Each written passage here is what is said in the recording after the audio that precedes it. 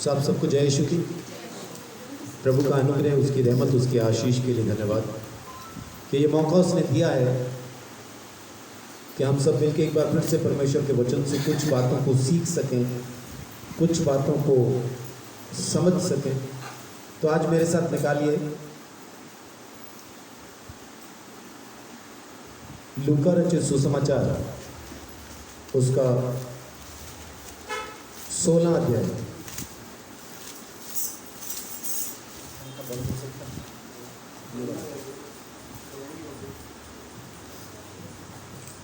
इसकी आवाज आती है वीडियो में जी। लूका रचित सुसमाचार 16 अध्याय।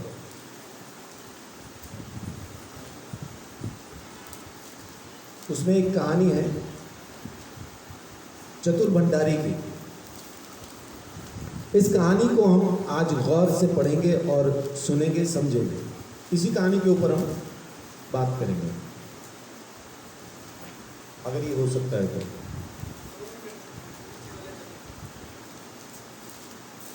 एक बार करके देखिए जी जी, पढ़िए कहानी। फिर उसने चेलों से भी कहा, किसी धनवान का एक भंडारी था और लोगों ने उसके सामने उस पर यह दोष लगाया कि वह तेरी सारी संपत्ति उड़ाए देता है। अतः उसने उसे बुलाकर कहा, यह क्या है जो मैं तेरे विषय में सुन रहा हूँ? अपनी भंडारीपन का लेखा दे, क्योंकि तू आगे को भंडारी नहीं रह सकता। तब भंडारी सोचने लगा, अब मैं क्या करूं, क्योंकि मेरा स्वामी अब भंडारी का काम मुझसे छीन रहा है।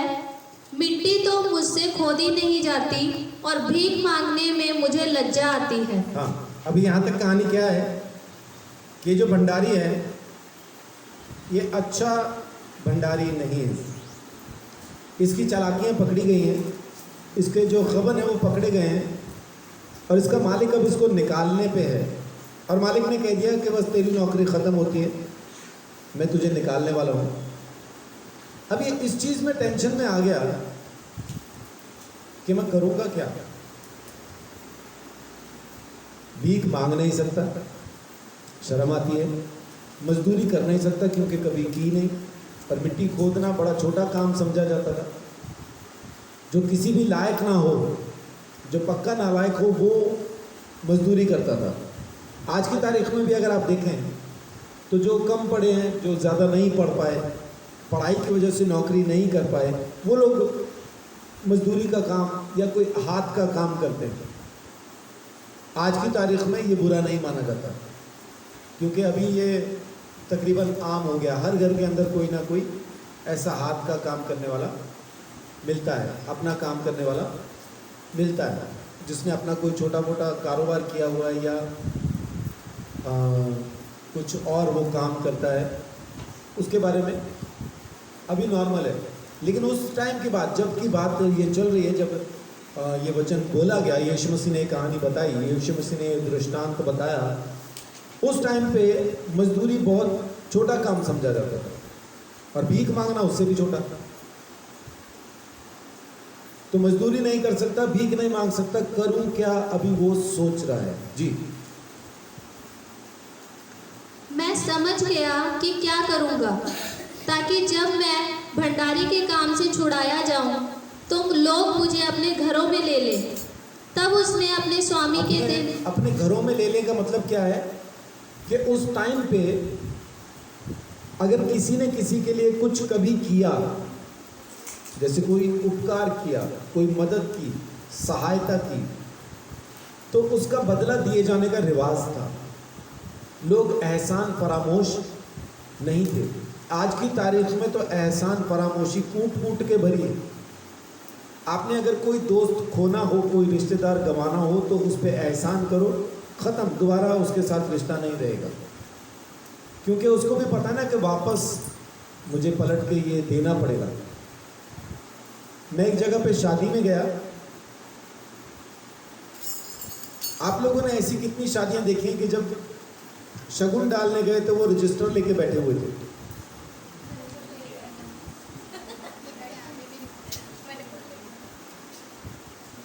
रजिस्टर लेके बैठे होते हैं। और उसमें लिखते क्या है कि जब हम तुम्हारे यहाँ गए थे हमने ये दिया था, अब तुम आए हो तो क्या लाए हो कालिया।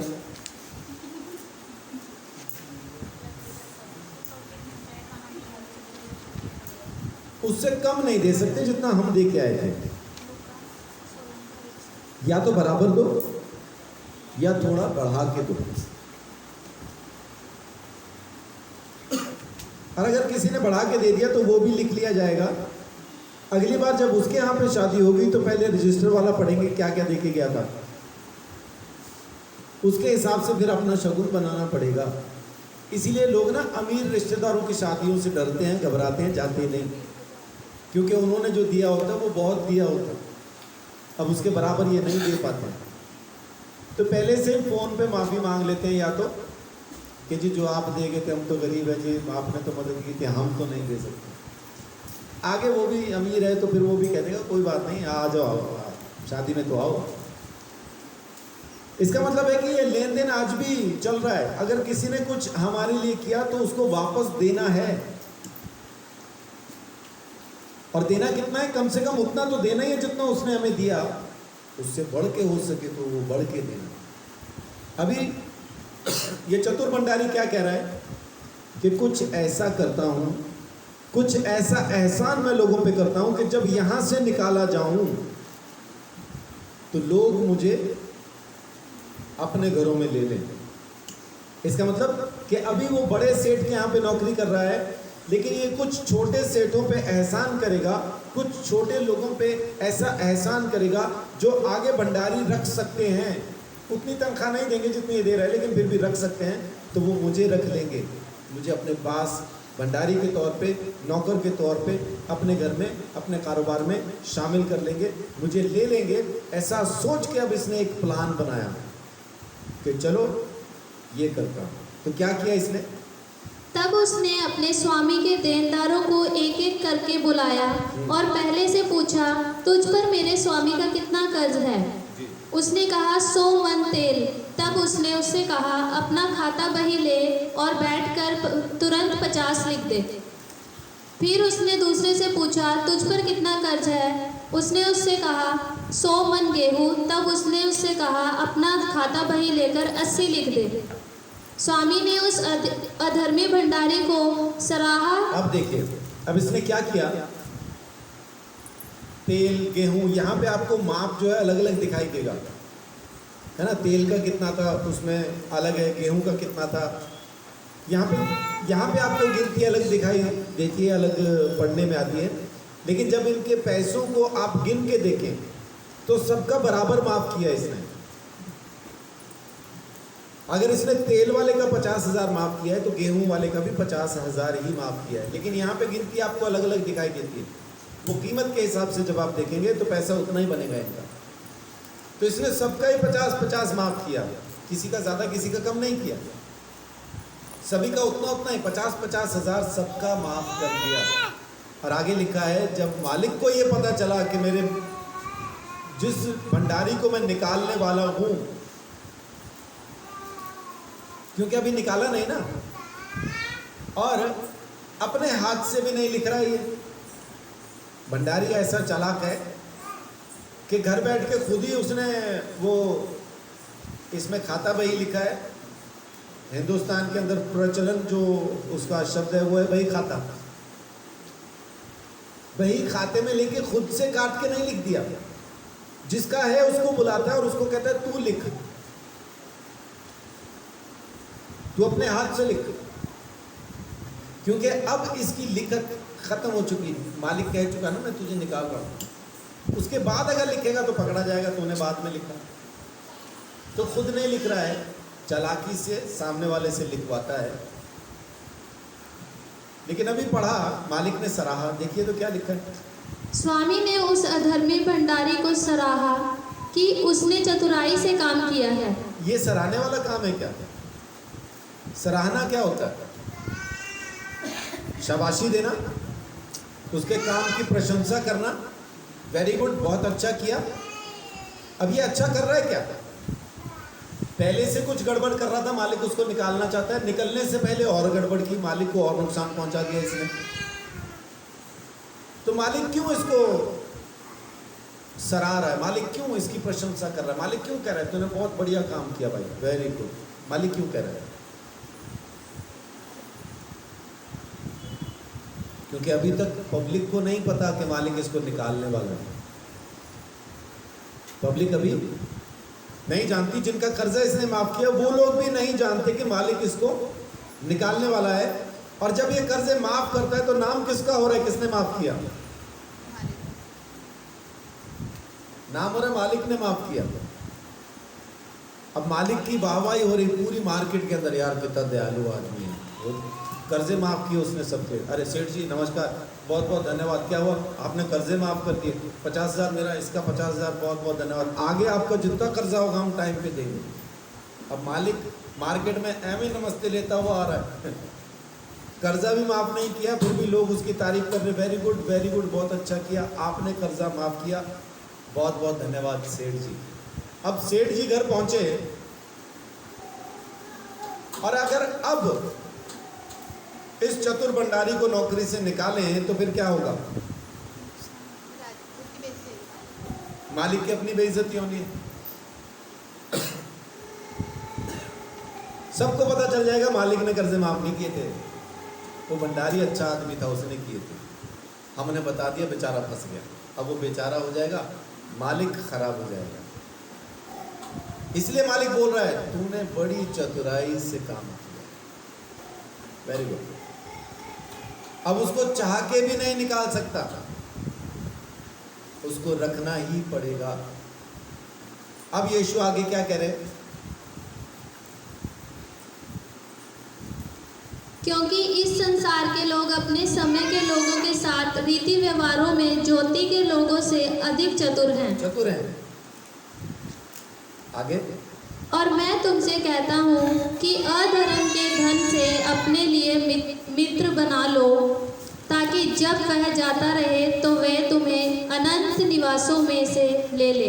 अनंत निवासों में ले ले।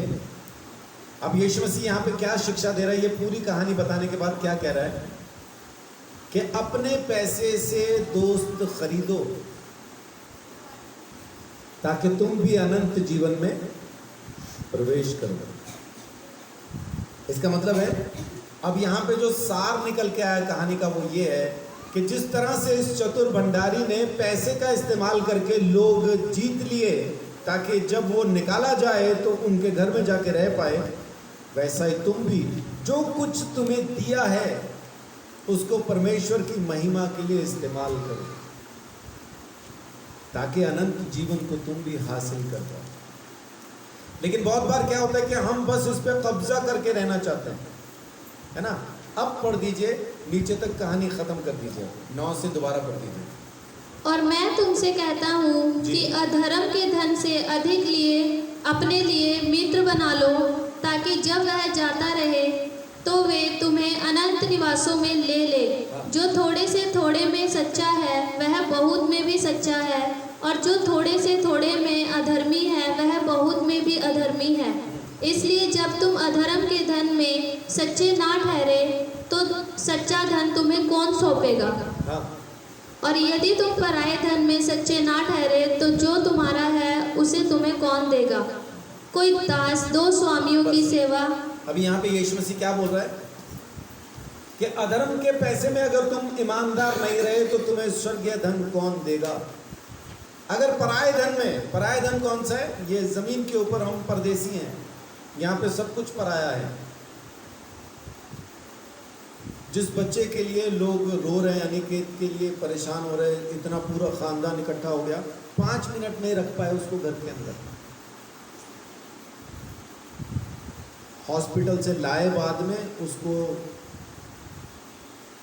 उसका संस्कार पहले कर दिया। वो कोई कोरोना पॉजिटिव नहीं था कि उसको घर पे नहीं ला सकते थे, ला सकते थे, रख सकते थे, उसको कम से कम घर के अंदर आधा घंटा 1 घंटा वो रख सकते थे, लेकिन नहीं, उसको तो शमशान घाट में 5 मिनट नहीं लगाए उन्होंने,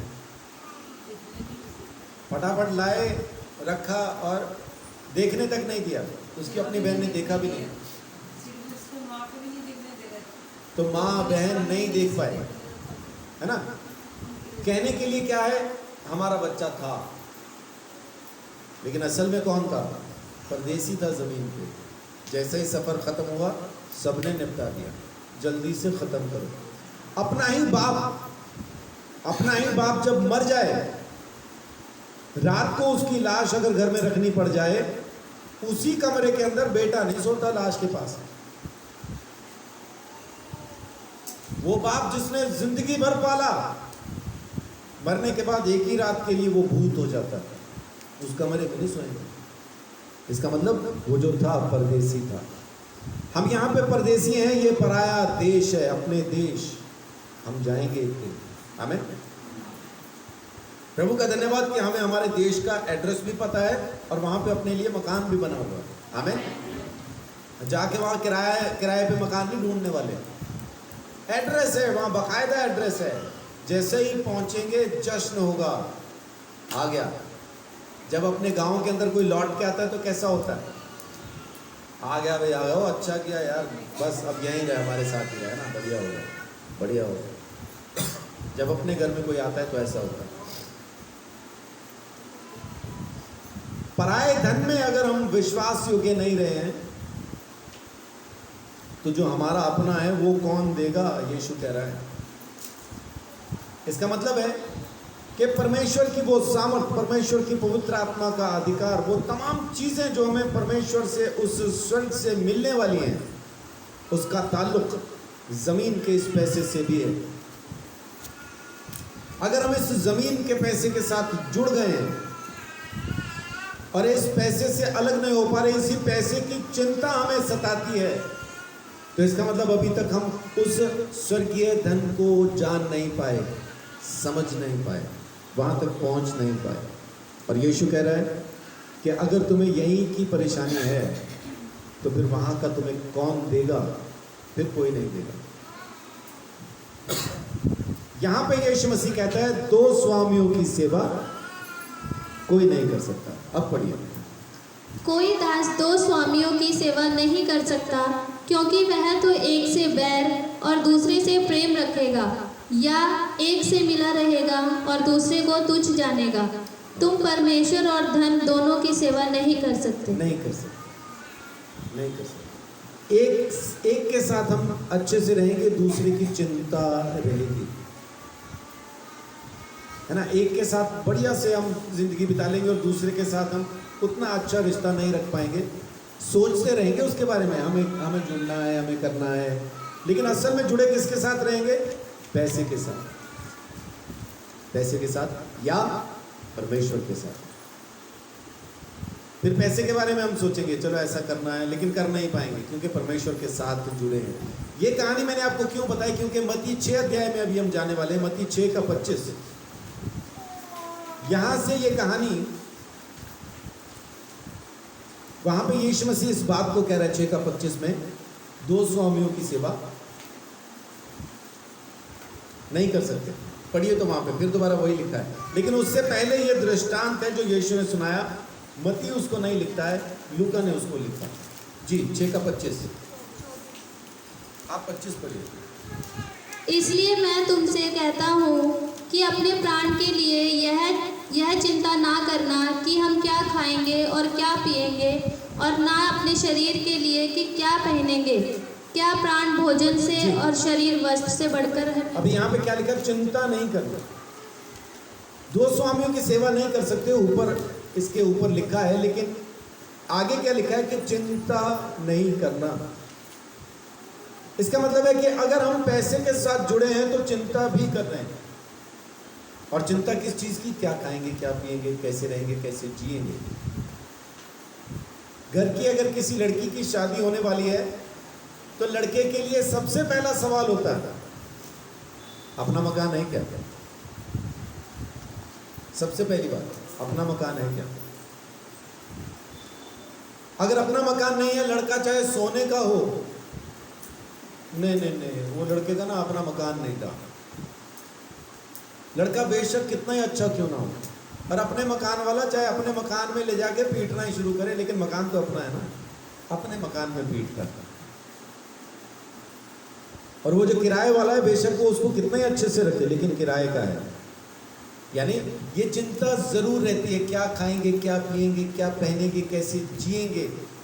और यही चिंता नाश का कारण होती है। यही चिंता एक ऐसी चीज का बायस बन जाती है, एक ऐसी चीज का कारण बन जाती है जो बिल्कुल नहीं चाहते कि हो, लेकिन फिर वो होती है।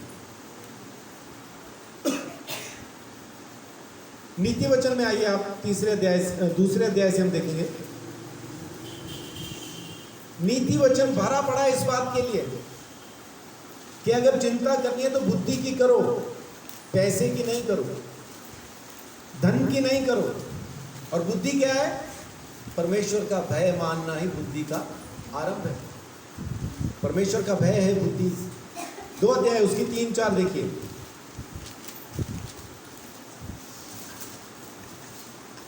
नीति वचन 2 का 3-4। 2 का 3-4। और प्रवीणता और समझ के लिए अति यत्न से पुकारें, हाँ, और उसको चांदी के समान ढूंढे और गुप्त धन के समान उसकी खोज में लगे रहे। हाँ, बुद्धि को जतन से ढूंढें। ढूंढना कैसे? चांदी के जैसा उसको खोजें, ढूंढें। 3 का 13-14। क्या ही धन्य है वह मनुष्य जो बुद्धि पाए, और वह मनुष्य जो समझ प्राप्त करे, क्योंकि बुद्धि की प्राप्ति चांदी की प्राप्ति से बड़ी, और उसका लाभ चोखे सोने के लाभ से भी उत्तम है। सोने चांदी से बढ़ के है वो बुद्धि जो परमेश्वर के भय से मिलती है। 8 का 10।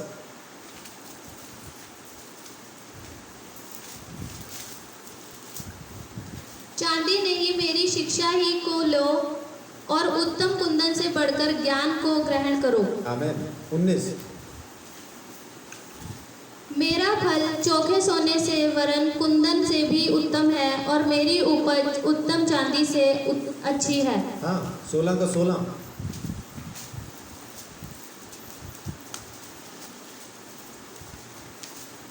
बुद्धि की प्राप्ति चोखे सोने से क्या ही उत्तम है, और समझ की प्राप्ति चांदी से बढ़कर योग्य है। जी। 20 का 15। सोने और बहुत से मूंगे तो हैं, परंतु ज्ञान की बातें अनमोल मणि ठहरी है।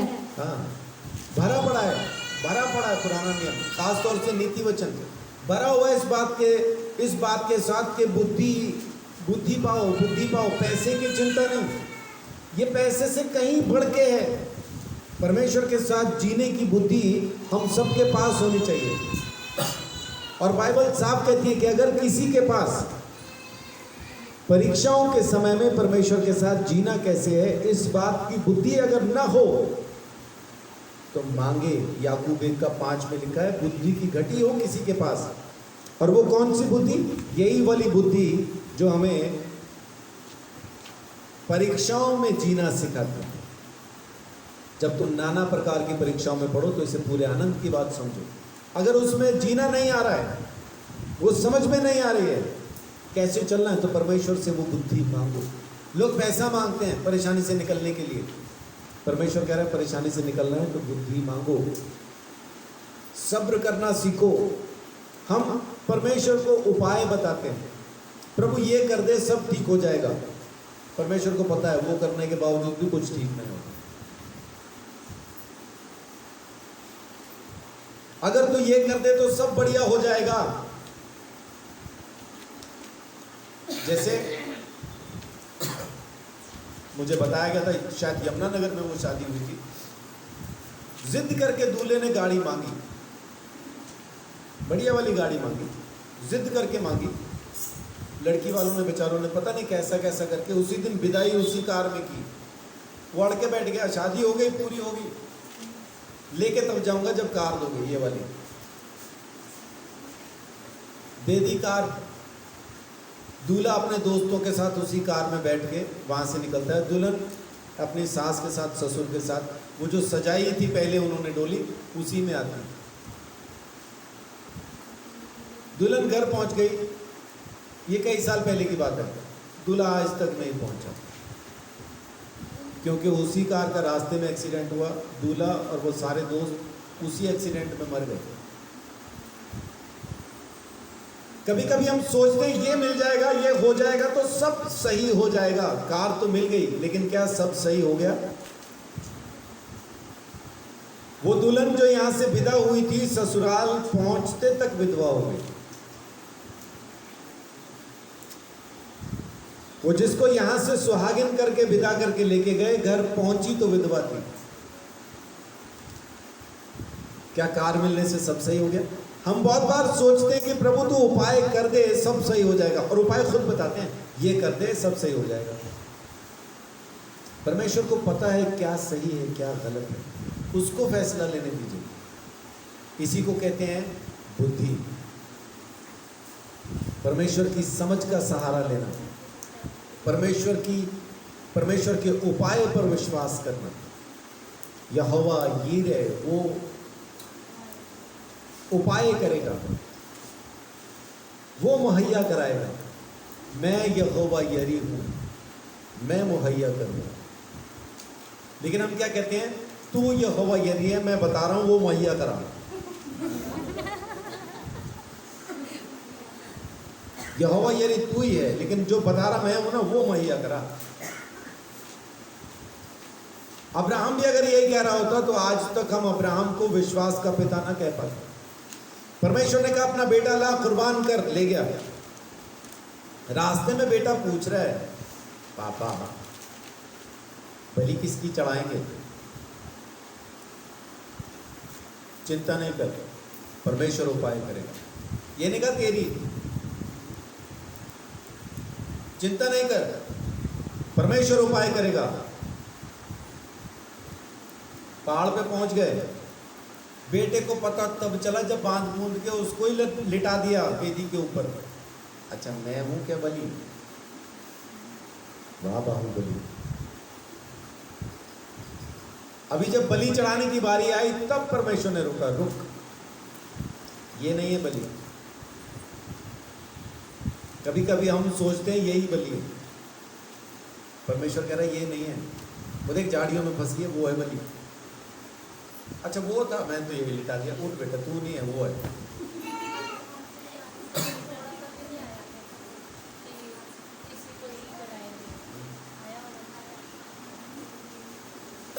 अब्राहम को बिल्कुल भी कोई ऐसा ख्वाबों ख्यालों के अंदर वो नहीं था कि वहां पे मेरे को कुछ और बलि चढ़ाने को मिल जाएगा। पहाड़ी पे कहां से कुछ आ जाएगा? वीराने में पहाड़ी है, पहाड़ी पे पहुंच के ये करना है, वहां कैसे? और वो पता नहीं कब से मेढा उधर झाड़ियों में फंसा रखा था परमेश्वर ने। वो भाग भी नहीं पा रहा। क्यों? क्योंकि झाड़ियों में उसके सींग फंसे। अब्राहम ने ही निकाला उसको, आजा तेरा टाइम आ गया। तू ही वो उपाय है जो परमेश्वर ने किया है। हम चिंता की वजह से और परमेश्वर को अपनी सलाहें दे दे के उस जगह पे पहुंच जाते हैं, जब वो पूरी नहीं होती तो उससे सवाल पूछते हैं क्यों नहीं किया? मैंने तो तुझे ये कहा था, तूने ये क्यों नहीं किया? जॉन राजन सर, पास्टर जॉन राजन, माफ कीजिए, पास्टर जॉन पॉल हिमाचल में सेवकाई किया करते थे और उनके पास आने जाने के लिए साधन नहीं था। तो जिस संस्था के साथ थे, कानपुर में उस पास्टर को किसी ने 25,000 रुपया दिया कि पास्टर को दो, वो वहाँ स्कूटर खरीदेंगे। इस पास्टर ने 25,000 लिया, फ़ोन भी कर दिया कि आपके लिए 25,000 का इंतज़ाम हुआ है, प्रभु का धन्यवाद, मैं आ रहा हूँ। लेकिन पैसे लेके नहीं पहुँचा, एक ऑफ़र लेके पहुँचा। और ऑफ़र क्या थी कि मेरी बीवी ने पुराना एक्टिवा ख़रीदा है, मतलब एक्टिवा ख़रीदा है, यूज़ नहीं होता, ज़्यादा पुराना भी नहीं है, अगर आप कहो तो ये पैसे मैं रख लेता हूँ, एक्टिवा आप रख लो। उन्होंने कहा हमें तो स्कूटर चाहिए, आप ये पैसे दो चाहे स्कूटर दो, जो भी। उन्होंने कहा एक्टिवा ले लो, ठीक है, तो एक्टिवा ले लिया। उसके बाद कुछ साल बीत गए, वो लोग वहाँ से ट्रांसफ़र होकर अम्बाला आ गए। इनके बीच में कुछ अनबन हो गई। अब ये फिर कुछ लोगों को लेके पहुंच गया, हमारा एक्टिवा वापस दो। 25 तो खा गया, एक्टिवा भी वापस दो। पास्टर के बच्चे थोड़ा सा खड़े हो गए, किस चीज़ का तुम्हें एक्टिवा वापस दे? 25,000 लिया है तुमने इसका। मैंने कुछ नहीं लिया, एक्टिवा मेरे नाम पे है, मेरी बीवी के नाम पे आज भी, मेरा एक्टिवा वापस करो। पास्टर ने बोला 2 मिनट रुको। चाबी ली, कमरे में गए, बैठ के प्रार्थना की, प्रभु ये लोग आए हैं, मुझे क्या करना है? अपनी समझ का सहारा नहीं लिया। परमेश्वर ने बोला चाबी दे दे। बाहर आए, कोई झगड़ा नहीं, कोई बातचीत नहीं, चाबी दे दी। बच्चे बोल रहे पापा हमारा, वो बोल रहे नहीं नहीं, प्रभु बोल रहा है चाबी दे दो, इसलिए लीजिए चाबी, लीजिए। चाबी ली, चले गए वापस प्रार्थना के लिए, कमरे में चले गए और जाके बोलते प्रभु मैंने चाबी दे दी, लेकिन अब क्योंकि एक्टिवा थी और मैंने मिनिस्ट्री शुरू कर दी, अब मैं 12, 15, 20, 25 किलोमीटर तक सेवकाई के लिए जाता था उस पर, अब मैं कैसे जाऊंगा, इंतज़ाम अब तू कर। ये प्रार्थना की। उसके बाद उनको फ़ोन आता है यूरोप से, उनके दोस्त की दादी मरी, पैसा छोड़ के मरी, उसका दसवांश काफ़ी बनता था, तो उसने वहाँ बैठ के परमेश्वर से पूछा ये दसवांश मैं किस तरह से दूँ, कहाँ दूँ? तो परमेश्वर ने उनको कुछ बताया, यहाँ दे वहाँ दे, और बोला जॉन पॉल से भी बात कर, उसको भी चाहिए। उसने फ़ोन किया और बोलता है कि पास्टर आपको क्या चाहिए, अभी फ़ौरन आपकी क्या ज़रूरत है? उन्होंने बोला बाइक की ज़रूरत है। कितने की आएगी? 40,000 की आ जाएगी, अकाउंट नंबर भेजो। उन्होंने तुरंत 50,000 भेज दिया। हालेलुया। अभी किसी का एक्टिवा नहीं है, पुराना एक्टिवा नहीं है, खुद की खरीदी हुई नई बाइक है और परमेश्वर ने दी। अब छीन के दिखाओ। लेकिन अगर हम होते पास्टर की जगह पे, जब चाबी लेने आए थे, तब हम क्या देते उनको? हम चाबी की जगह चाबा देते, है ना? और उस चाबे की वजह से वो कई दिन तक चाबा ना सकते।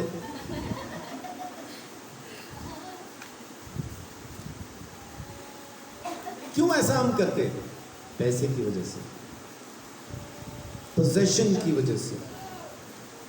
जो यहाँ पे लिखा है ना, धन की चिंता ना करना, धन की सेवा, यहाँ पे धन का मतलब है पोजेशन। जो कुछ परमेश्वर ने हमको दिया है उस पे अपने अधिकार को जकड़ के नहीं रखना, वो परमेश्वर ने अपनी सेवा के लिए दिया है। जब वो उसको अपनी सेवा के लिए मांगे तो दे दीजिए। बहुत से लोगों ने अपने सोने चांदी के जेवर भी प्रभु के लिए दिए हैं, लेकिन कब? जब परमेश्वर ने उनको कहा, पास्टर के कहने पे नहीं, परमेश्वर जब कहे तब। बहुत लोगों ने नौकरी छोड़ी है, बहुत लोगों ने अपना घर परिवार छोड़ दिया जो बहुत अच्छा था, अच्छा कारोबार छोड़ दिया, अच्छी प्रॉपर्टी छोड़ दी, अपना हिस्सा छोड़ दिया यीशु मसीह के लिए। परमेश्वर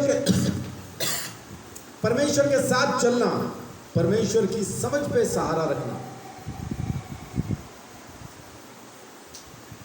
उस बुद्धि की तलाश में रहना जो हमें बताए कि परमेश्वर हमसे क्या चाहता है, तब परमेश्वर आपकी जिंदगी में काम करता। अब देखिए 31 से 33 में क्या लिखा है? मत्ती 6 का 31 से 33। इसलिए तुम चिंता करके यह न कहना कि हम क्या खाएंगे, क्या पिएंगे या क्या पहनेंगे, क्योंकि अन्य जातियां इन सब वस्तुओं की खोज में रहते हैं, पर तुम्हारा स्वर्गीय पिता जानता है कि तुम्हें इन सब वस्तुओं की आवश्यकता है। इसलिए पहले तुम परमेश्वर के राज्य और उसके धर्म की खोज करो, तो ये सब वस्तुएं भी तुम्हें मिल जाएगी। आमीन। तो चिंता नहीं करना। बाप को पता है तुम्हें क्या चाहिए, जब उसको पता है तो चिंता खत्म होनी चाहिए ना। लेकिन हमें तो भी चिंता है, बाप को पता होने के बावजूद भी चिंता है। घर में क्या चाहिए परमेश्वर को मालूम है, लेकिन तब भी हम चिंता कर रहे हैं, अपनी तरफ से कोशिश कर रहे हैं उससे निपटने की, निपट नहीं पाते। और उलझते जाते हैं और समस्या बढ़ती जाती है, बढ़ती जाती है, हम उसको समझ नहीं पाते। ये चिंता बड़ी खतरनाक है। ये चिंता दो ऐसी चीजें करती हैं, इस चिंता की वजह से दो ऐसी चीजें होती हैं जो हमें बहुत ज्यादा नुकसान पहुंचाती हैं। पहली चीज क्या होती है? मरकुस 4 अध्याय 18-19।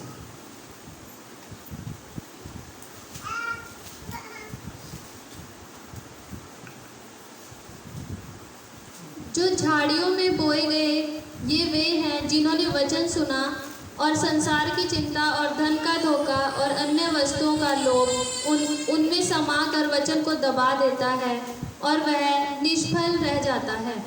पहली चीज, सबसे खतरनाक चीज चिंता ने क्या की? वचन को ही दबा दिया। अब असल काम करना किसने हमारी जिंदगी में? परमेश्वर के वचन ने। परमेश्वर का वचन सामर्थ्य है, जिंदा है। परमेश्वर का वचन जीवन है। परमेश्वर का वचन आत्मा है। परमेश्वर का वचन काम करता है। वचन संहिता 107 का 20 में लिखा है कि उसने अपने वचन को भेज के हमें चंगा किया। यीशु मसीह यूहन्ना 15:3 में कहता है, तुम तो उस वचन के द्वारा जो मैंने तुम्हें कहा था शुद्ध किए गए। परमेश्वर ने अपने वचन को भेज के जमीन के ऊपर अपने उद्धार को भेजा। आदि में वचन था, वचन परमेश्वर के साथ था, वचन ही परमेश्वर था। और 1:14 में, यूहन्ना 1:14 में लिखा है, वचन देहधारी हुआ। ये वचन जो हमारी जिंदगी के अंदर काम करने के लिए भेजा गया, जो हमारी जिंदगी में काम करता है, जिंदगी को बदल सकता है, उस वचन को ही ये चिंता दबा देती है। और इस वचन के दबाए जाने से सबसे ज्यादा नुकसान क्या होता है कि फसल नहीं आती, निष्फल रह जाता है परमेश्वर का वचन। यीशु तेरे मार खाने से मैं चंगा हो गया, हो तो नहीं रहा। क्यों नहीं हो रहा? क्या वचन काम नहीं कर रहा है? क्या वचन काम नहीं कर रहा? नहीं कर रहा जी, कुछ नहीं है, नाटक है, झूठ है, सब ढोंग है, कुछ काम नहीं कर रहा। काम क्यों नहीं कर रहा? क्योंकि चिंता ने वचन को दबा दिया। चिंता ने वचन को दबा दिया। चिंता की वजह से वचन काम नहीं कर रहा। लेकिन फिर सामने वाला क्या बोलेगा? बोलता तो हूं, हो तो कुछ नहीं रहा। क्यों नहीं हो रहा? क्योंकि चिंता ने वचन को दबा रखा है। वो फल नहीं लेके आ रहा। फल कब लाएगा? जब हम चिंता परमेश्वर पे छोड़ देंगे। चिंता परमेश्वर पे नहीं छोड़ रहे, चिंता अपने ऊपर है और साथ में वचन भी बोल रहे हैं, तो ये वचन काम नहीं करता। क्योंकि इसने वचन को ही दबा दिया है। वो जो फल आना चाहिए था, उस फल को खत्म कर दिया।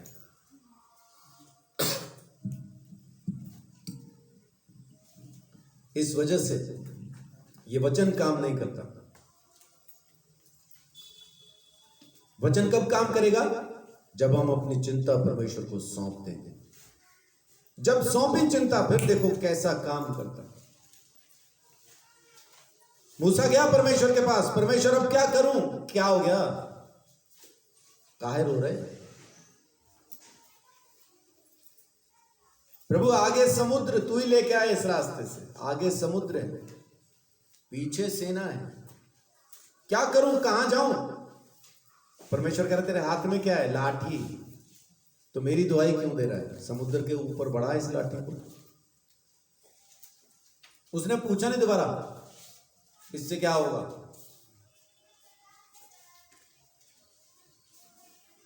मैंने सागर को कहा, मूसा को परमेश्वर ने कहा था लाठी बढ़ा, तो मेरे को पूछ रहा, तो फिर क्या इस्राएली लाठी पे चढ़ के गए थे?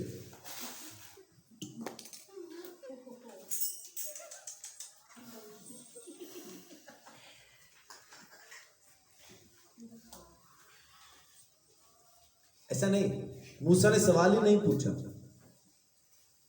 मूसा ने कोई सवाल नहीं पूछा।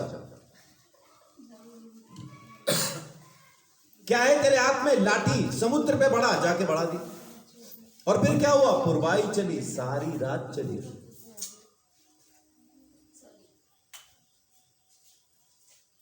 सारी रात पुरवाई चली। पुरवाई तो आज भी चलती है, लेकिन उस रात की पुरवाई क्या थी?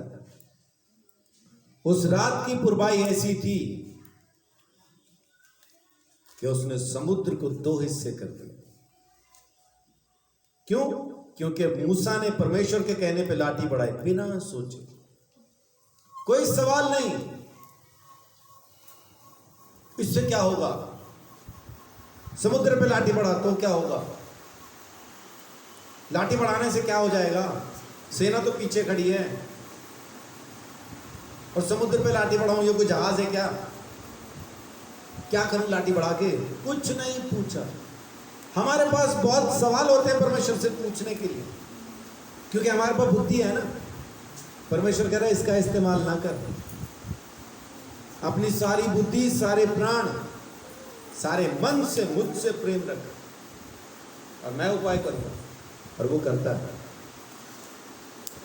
तो जब हम परमेश्वर पर विश्वास करना शुरू करते हैं, उसकी बातों पर विश्वास करना शुरू करते हैं, अपनी चिंता उसको दे के बिल्कुल निश्चिंत हो जाते हैं, तब परमेश्वर का वचन काम करता है। यीशु मसीह ने अभी थोड़ी देर पहले अपने दृष्टांत में एक बात कही थी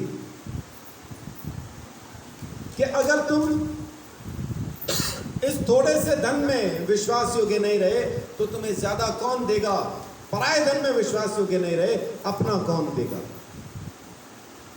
क्या मूसा विश्वास योग्य था?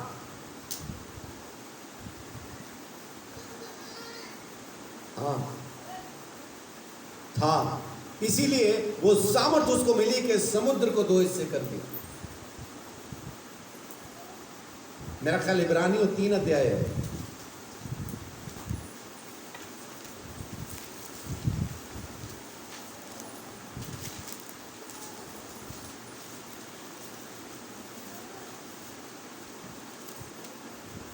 तीन का 2 पढ़िए। वह अपने नियुक्त करने वाले के लिए विश्वास योग्य था, जैसा मूसा भी परमेश्वर के सारे घर में था। मूसा परमेश्वर के सारे घर में विश्वास योग्य था, इसीलिए वो काम कर पाया, इसीलिए परमेश्वर का वचन उसकी जिंदगी में काम कर पाया, क्योंकि वो परमेश्वर पर विश्वास रखता था, चिंता नहीं करता था किसी बात की, परमेश्वर पर विश्वास रखता था। इसलिए ये सब चमत्कार उसकी जिंदगी से हो पाए। 10 विपत्तियां भी आई, 10 विपत्तियां खत्म भी हुई, और उसके बाद वो उनको वहां से निकाल के भी ला पाए। क्यों? क्योंकि विश्वास योग्य थे। तो पहली चीज जो चिंता करती है, परमेश्वर के वचन को निष्फल कर देती है। ये बड़ी खतरनाक चीज है। परमेश्वर के वचन का आपकी जिंदगी में निष्फल हो जाना बहुत भयंकर बात है। परमेश्वर का वचन ही काम नहीं कर रहा तो होगा क्या? फिर तो कुछ भी नहीं होगा ना। अगर परमेश्वर का वचन, यीशु तेरे मार खाने से मैं चंगा हो गया, ये वचन काम ही नहीं कर रहा, शरीर पे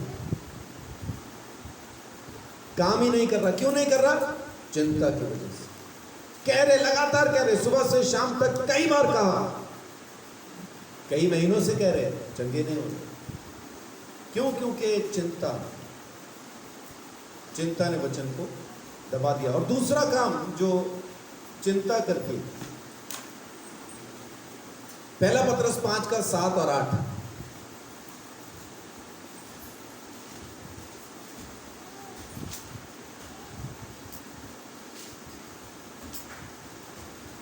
अपनी सारी चिंता उसी पर डाल दो, क्योंकि उसको तुम्हारा ध्यान है। जी। सचेत हो और जागते रहो, क्योंकि तुम्हारा विरोधी शैतान गरजने वाले सिंह के समान इस खोज में रहता है कि किसको फाड़ खाए। जी।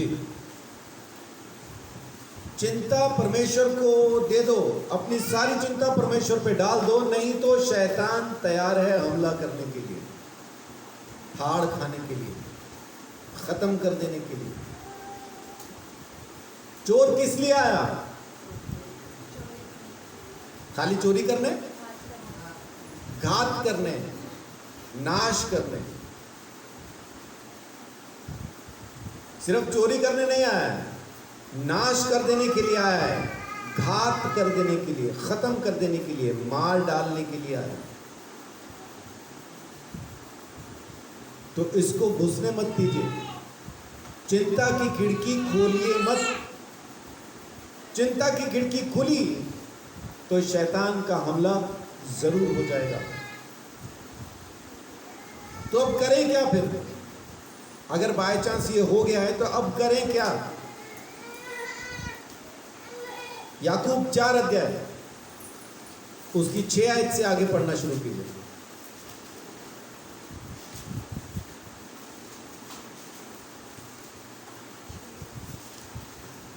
वह तो और भी अनुग्रह देता है, इस कारण यह लिखा है, परमेश्वर अभिमानियों का विरोध करता है पर दीनों पर अनुग्रह करता तो है। उसके अनुग्रह पे विश्वास करें, सबसे पहली चीज है ना। उसके अनुग्रह पे विश्वास करें कि वो अनुग्रह करता है।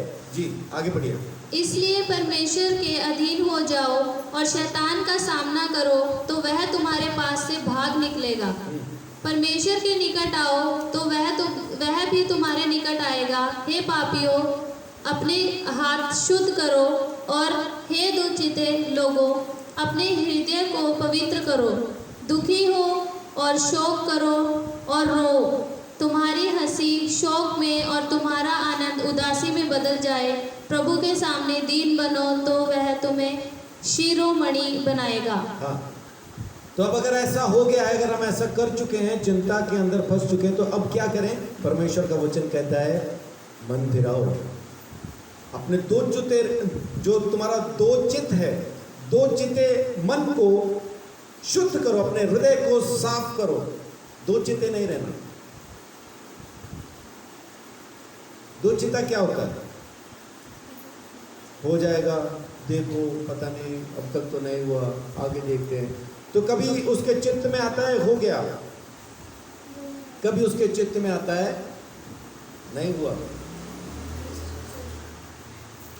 तो दो चिता नहीं होना चाहिए, क्योंकि उसका हृदय परमेश्वर के साथ जुड़ा नहीं है, उसकी सोच परमेश्वर के साथ जुड़ी नहीं है, उसने अपने आप को परमेश्वर के हाथ में सौंपा नहीं है, इसीलिए चिंता कर रहा है, क्योंकि वो दो चिता है। और इसी खत के अंदर, याकूब के खत के अंदर ही पहले अध्याय के अंदर जब आप पढ़ेंगे उसकी 7 और 8 आयत को, तो वहां पे भी एक बात लिखी है, ऐसा मनुष्य यह न समझे कि मुझे प्रभु से कुछ मिलेगा। ऐसा मनुष्य ये ना समझे कि मुझे प्रभु से कुछ मिलेगा। ऐसे मनुष्य को परमेश्वर से कुछ नहीं मिलेगा। कैसे मनुष्य को? अगली आयत पढ़िए। वह व्यक्ति दुचिता है और अपनी सारी बातों में चंचल है। दुचिता है क्योंकि उसको चिंता भी है और वो परमेश्वर पे विश्वास भी करना चाहता है। दुचिता है। तो दो चित्त परमेश्वर के सामने चलते नहीं। तो मन फिराएं, तौबा करें, प्रायश्चित करें, परमेश्वर के हाथ में सौंप दें, अपने आनंद को शोक में बदल दो, परमेश्वर कहता है।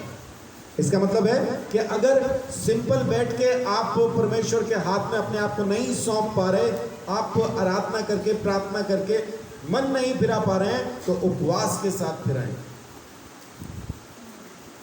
टाट पहन के, राख ओढ़ के परमेश्वर के पास आराधना करें, रोएं, चिल्लाएं, परमेश्वर की दुहाई दें और कहें कि प्रभु मेरी गलती है, मैं तुझ पे विश्वास नहीं कर पा रहा, मेरी भूल है कि मैं तुझ पे भरोसा नहीं रख पा रहा हूं, मैं आज भी चिंता में हूं क्योंकि मुझे पैसे की ज्यादा फिक्र हो रही है और मैं तुझ पे विश्वास नहीं कर पाता। मैंने पैसे से ज्यादा, मैंने तुझसे ज्यादा पैसे को अहमियत दे दी है ना। ये कहें, उसको रो के कहें, चिल्ला के कहें, चीख के कहें, उपवास के साथ कहें, लेकिन उसके हाथ के नीचे अधीन हो जाएं, उसके सामने नम्र हो जाएं, दीन हो जाएं, तो उसका अनुग्रह जरूर आपके ऊपर होने वाला है।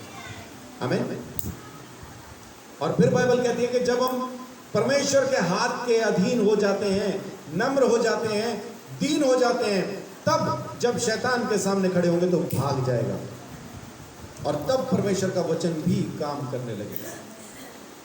और जब परमेश्वर का आत्मा आपके साथ रह के काम करने लगे और परमेश्वर का वचन आपकी जिंदगी में काम करने लगे, तब कौन है जो आपका विरोध करने के लिए सामने खड़ा हो सकता है? तब कोई नहीं है जो आपका विरोध कर पाए। तो इस चिंता रूपी चिता में से निकल के आए। कब तक जलते रहेंगे वहां? इस चिंता में से निकल आइए। परमेश्वर ने हमको चिंता में जलने के लिए नहीं बनाया। परमेश्वर ने हमको अपनी सामर्थ में खड़े रहने के लिए, उसके वचन में, उसकी आत्मा में दृढ़ होने के लिए, उसके अधीन होने के लिए उसने हमें चुना। और शैतान को वो हमारे द्वारा हराएगा। आमीन। हमें शैतान नहीं हरा सकता। हम शैतान को हराने के लिए खरीदे गए हैं। हम वो औजार हैं, हम वो हथियार हैं, हम वो लोग हैं जो शैतान को हराते हैं यीशु मसीह के नाम से। लेकिन आज हारे हुए हैं। हारे हुए क्यों हैं? चिंता की वजह से। शैतान को मारने के लिए, शैतान का सामना करने के लिए कितने हथियार हैं? आर्मर ऑफ द लॉर्ड, कितना क्या क्या है उसके अंदर? शैतान को मारने के लिए कितने औजार हैं, कितने हथियार हैं हमारे पास? उसमें वचन की तलवार, आत्मा की तलवार। मारने के लिए क्या है? बचने के लिए तो बहुत कुछ है। मारेंगे कैसे शैतान को? और वचन, वो तलवार काम ही नहीं कर रही। वहां पे ले जाके जब उसको मारा तो वो प्लास्टिक की निकल आई। उसको मारते वो अपने अंदर दब जाती वापस। क्यों क्यों क्यों क्यों? अब तलवार निकली नकली, लड़ाई थी असली। वो जो सामने खड़ा उसके पास बढ़िया वाली एकदम चमचमाती हुई, एक बार मारेगा 4 बार कटेंगे। और हमारे वाली वो मारो तो खुद ही अपने हत्थी में घुस जाती है। क्यों? नकली है। तो मारेंगे कैसे? अगर तलवार काम ही नहीं कर रही तो मारेंगे कैसे? तो ये वचन की तलवार और आत्मा की तलवार, एक ही तलवार को 2 नाम दिए हैं। क्या? वचन की और आत्मा की। ये काम कैसे करेगी? जब हम पूरी तरह से परमेश्वर पर विश्वास करना शुरू करते हैं, तब हम शैतान को हरा भी पाएंगे और उसको हम मार भी पाएंगे। और शैतान हमारे द्वारा खत्म किया जा सकता है अगर हम सच में बगैर चिंता किए हुए परमेश्वर के पीछे चलना शुरू करें। आमीन।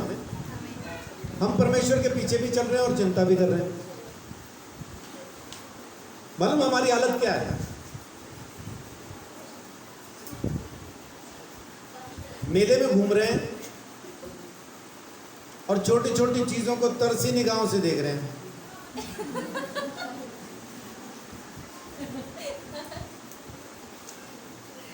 और वहीं पे उस इलाके का राजा भी घूम रहा है।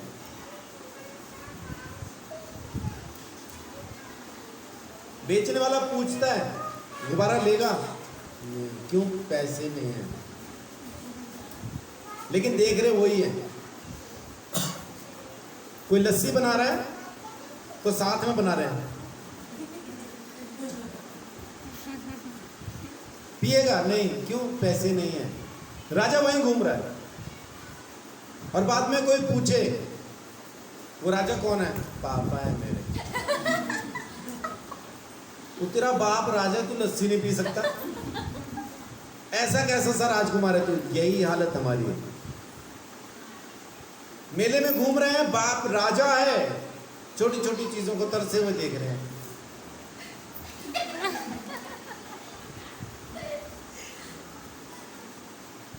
यही हालत है।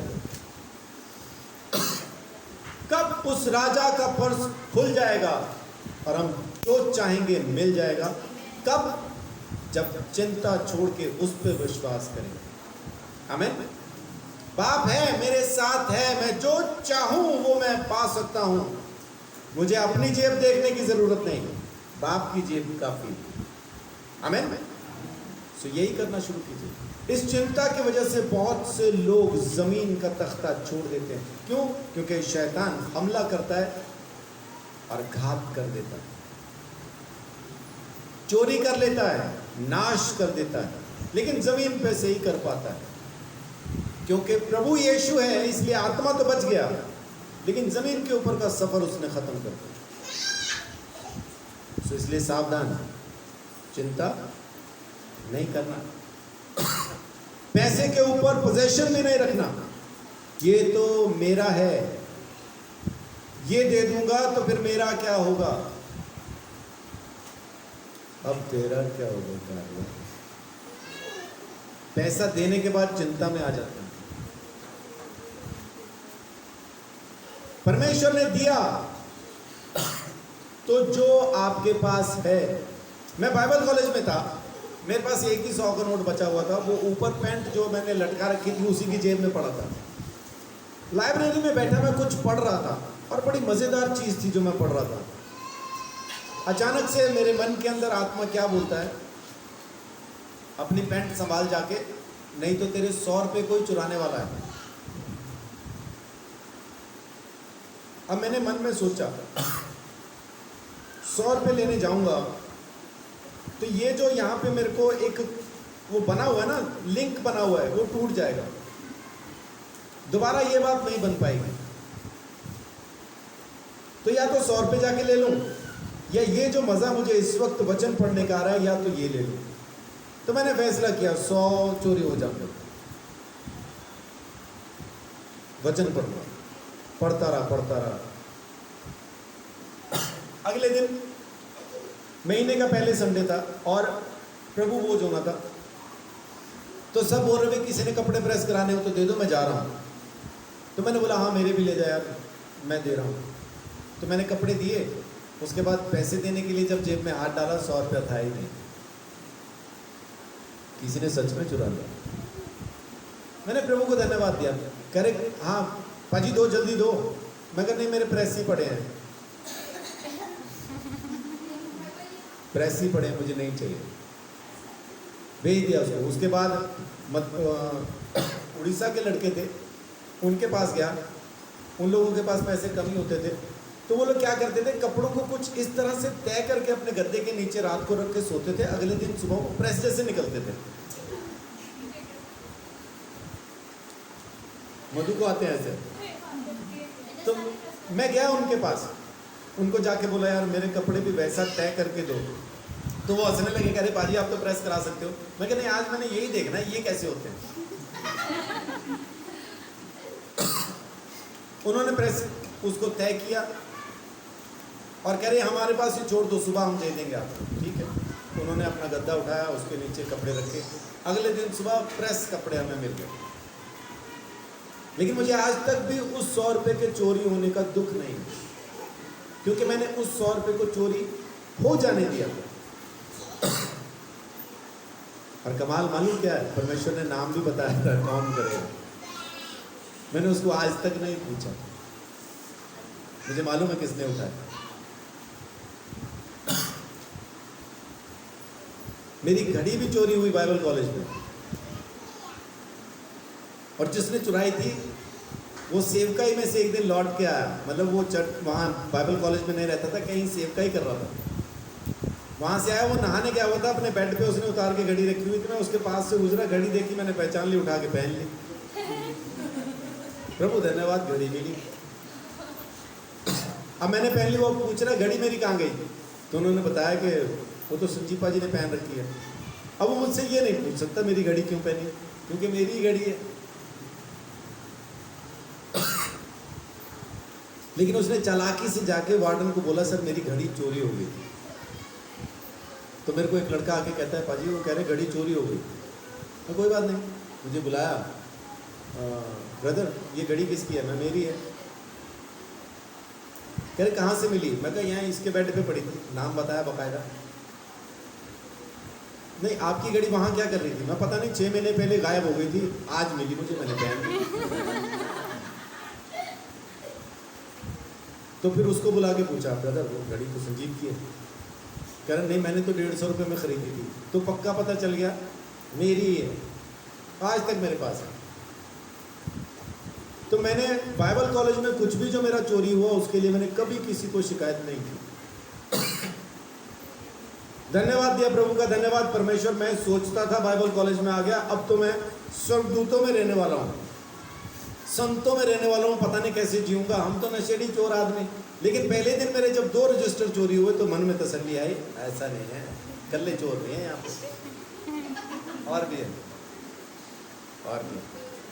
लेकिन मैंने बाइबल कॉलेज में मैंने क्योंकि चोरी करता था नशे के लिए, नशा छोड़ दिया था, तो बाइबल कॉलेज में मेरी तरफ से कोई चोरी नहीं है। हाँ, मेरा सामान क्या हुआ अलग है।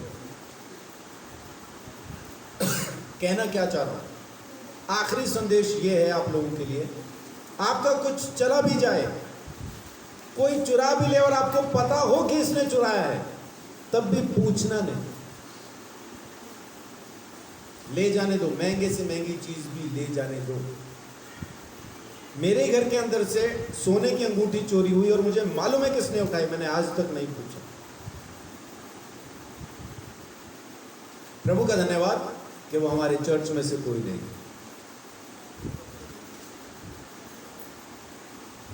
प्रभु का धन्यवाद कि हम में से कोई नहीं। उसके साथ में किराए के पैसे भी चोरी हुए। इससे भी मेरे पर्स में से दशमांश भी उसी टाइम पे चोरी हुआ था, मैंने पूछा नहीं। मेरी बेटी का फोन अभी पिछले ही साल चोरी हुआ, वो भी हमें पता है किसने चुराया। वान्या कभी कभी बोल भी देती है, उसको मना करता हूं, नहीं बोलती। परमेश्वर है जो सब चीजों का देखने वाला और करने वाला है ना, सब देखने वाला, सब करने वाला वो परमेश्वर। कोई ले भी जाए तो उसके पीछे नहीं जाना, परमेश्वर ने कहा। कोई तेरी चीज चुरा के ले जाए तो पीछे भागना नहीं, ले जान दे, क्योंकि बाप के पास और बहुत है, और बहुत है। तो पैसे की चिंता नहीं करना, खास तौर से कब, जब आपको सख्त जरूरत हो, तब उस वक्त परमेश्वर आपकी सहायता करेगा, मदद पवित्र आत्मा के द्वारा और अपने स्वर्गीय भंडार से करेगा। मुंबई से एक पास्टर को परमेश्वर ने कहा अंबाला जा, वो उठ के रेलवे स्टेशन पे आ गया और पैसे नहीं है जेब में, टिकट खरीदने के भी पैसे नहीं है। स्टेशन पे बैठ के प्रार्थना करता है, परमेश्वर मैं ट्रेन में चढ़ने वाला हूं, बेइज्जती नहीं होनी चाहिए मेरी, बस बाकी सब ठीक है। रास्ते में मुझे कॉलर से पकड़ के उतारे नहीं ट्रेन से कि तेरे पर टिकट नहीं है, चल जेल में, या उतर रेलगाड़ी से। अब वो नागपुर के स्टेशन पे है, नागपुर के स्टेशन पे बहुत भीड़ रहती है। वो बैठे हुए एक जगह पे प्रार्थना कर रहे हैं, प्रभु अब मैं जाने वाला हूँ तो टिकट का इंतजाम तूने करना है। टिकट का भी उन्होंने पैसा नहीं मांग रही, ये कह रहे बस बेइज्जती ना हो मेरी, ले जाए मुझे। इतने में भीड़ के अंदर से एक आदमी आता है, अनजान आदमी, एक लिफाफा हाथ में लिए हुए, और भीड़ में से आता है, अचानक से देता है ये आपके लिए। इन्होंने लिफाफा पकड़ा, वो फिर भीड़ में चला गया, मतलब रुका भी नहीं उतनी देर, ये आपके लिए। जैसे लिफाफा पकड़ा वो निकल गया। ये देख रहे, अरे अब वो तो गायब, भीड़ में किधर गया नहीं समझ में आ रहा। उसके जाने के बाद इन्होंने जब लिफाफा खोला, वो 1500 रुपये,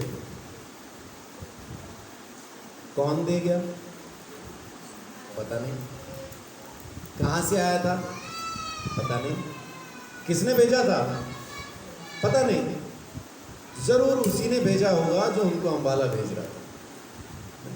उसी ने टिकट के लिए पैसा भी दिया होगा कि पहुंच गया वो स्टेशन पे। पैसा मिला कब, जब घर बैठा था तब, या जब स्टेशन पे पहुंच गया तब। हम प्रार्थना करते हैं घर पे ही दे, फिर स्टेशन पे जाऊंगा। वो घर पे देता नहीं, स्टेशन पे हम जाता नहीं। तो इस तरह से परमेश्वर की इच्छा पूरी होने से रह जाती है। तो पैसे की चिंता करके रुकना नहीं, जो करना हो परमेश्वर से पूछ के करते चले जाओ, परमेश्वर की इच्छा के मुताबिक करते चले जाओ, और परमेश्वर आपको बहुत आशीष, बड़ी बरकत देगा। आमीन। प्रभु आप सबको बहुत आशीष, बड़ी बरकत देगा।